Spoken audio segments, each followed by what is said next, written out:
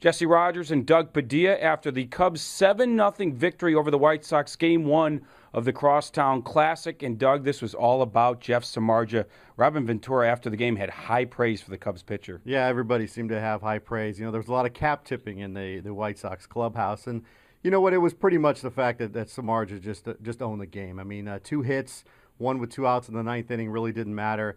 He had great sink on his ball. The White Sox hitters were saying, you just didn't want to get into those 2-strike counts because once you did, it was all over with. So guys that didn't even get into 2-strike counts like Paul Konerko were almost like saying, hey, it was a moral victory that it didn't get to that point. It was just a dominating pitching performance. They're just going to throw this one out and say, we'll just say it again. Tip your cap to the guy. Absolutely. And a little unusual for the Cubs to come with the offense against a left-hander. Quintana, not as sharp as I'm sure White Sox fans would like. The Cubs all over him. Julio Borbon, a left-hander who had struggled, hits a homer against him. They put together multi-run innings, scored in 4 of the innings that he was in the game. And then Nate Jones in relief struggled as well. So really on both sides for the Cubs, a nice effort and not so much for the White Sox. Yeah, you look at Nate Jones, his struggles continue.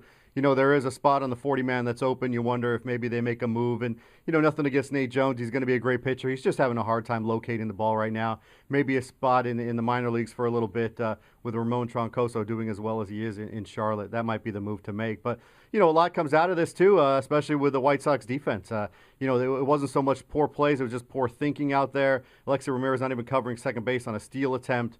He makes some errors late. Didn't factor into the final score. But it just added to the overall blasé effort that they gave tonight. And, it was pretty hard to see for Robin Ventura. He mentioned it specifically. Great night for the Cubs. They win round 1. But round 2 is Edwin Jackson versus Chris Sale. That's the Sox best against what's been the Cubs' worst so far. So that'll be coming Tuesday on the south side. Then, of course, we go to the north side for games 3 and 4. For Doug Padilla, I'm Jesse Rogers for ESPN Chicago.